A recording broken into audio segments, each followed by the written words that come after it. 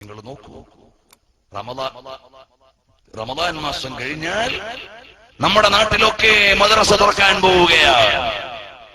യാതൊരു ആരവവും ഇല്ല. അതേ സമയത്ത് ജൂൺ മാസമാകുന്നതിന് മുമ്പ് നമ്മുടെയൊക്കെ വീടുകളിൽ ബാഗ് വാങ്ങണം, യൂണിഫോം വാങ്ങണം, ടെക്സ്റ്റ് ബുക്ക് വാങ്ങണം, ഗൈഡ് വാങ്ങണം, ലേബറിന്റെ ബുക്ക് ചെയ്യണം. എല്ലാം വലിയ തത്രപ്പാടിലും തിരക്കിലുമാണ്. മക്കളുടെ ഭൗതിക വിദ്യാഭ്യാസത്തിന്റെ ഭ്രാന്തിൽ മാതാപിതാക്കൾ വലിയ നെട്ടോട്ടത്തിലാണ്. അതേ സമയത്ത് ശവ്വാൽ മാസമാകുമ്പോ സ്വർഗത്തിലേക്ക് പോകാനുള്ള റമദാൻ കഴിഞ്ഞുള്ള മദ്രസ തുറക്കുന്ന മാസമാണ്. വാപ്പായുടെ തലയിൽ ആ ഒരു അജണ്ട വരുന്നില്ല. നാടിൽ അത്തരം ചില വിചാരങ്ങൾ വരുന്നില്ല. മാതാപിതാക്കളുടെ ചിന്തയിലേക്ക് മദ്രസയുടെ പ്രാധാന്യം വരുന്നില്ല. പ്രിയമുള്ള സഹോദരങ്ങളെ,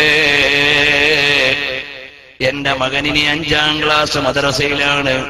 അവന് മദ്രസയിലെ യൂണിഫോം വേണം, അവന് മദ്രസയിലെ ടെക്സ്റ്റ് ബുക്ക് വേണം, അവന് മദ്രസയിൽ പോകാൻ ഇന്ന കാര്യങ്ങൾ വേണം. അത്തരം ആലോചനകളൊന്നും നമ്മുടെ മാതാപിതാക്കളെ സ്വാധീനിക്കുന്നുണ്ടോ?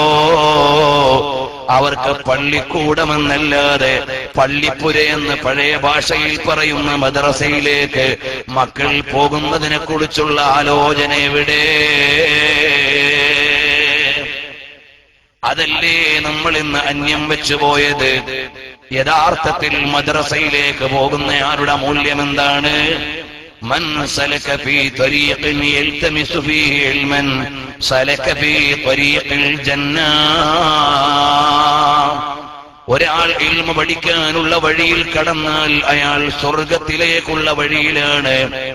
ഒരു കുട്ടി മദ്രസയിലേക്ക് പോകുന്ന വഴിയിൽ മരണപ്പെട്ടാൽ ബൈനഹു വ ബൈനൻ നബീന ദറജ, അവന്റെയും അമ്പിയാക്കളുടെയും ഇടയിൽ ഒരു പദവിയുടെ വ്യത്യാസമേ ഉള്ളൂ. ചില ആളുകളൊക്കെ വിചാരിക്കും ഈ മുസ്ലിയാക്കന്മാര് തലയെക്കെട്ടും കെട്ടി വെള്ളക്കുപ്പായിട്ട് എങ്ങനെയോ കാലത്തിന്റെ ഗതികേട് കൊണ്ടങ്ങ് ആയിപ്പോയതാണെന്ന്. അല്ല മോനെ, ദുനിയാവിലെ ഏറ്റവും വലിയ സെലക്ഷൻ ഏതാണ്? അള്ളാഹുവിന്റെ ഇൽമിന്റെ വഴി തിരഞ്ഞെടുക്കലാണ്.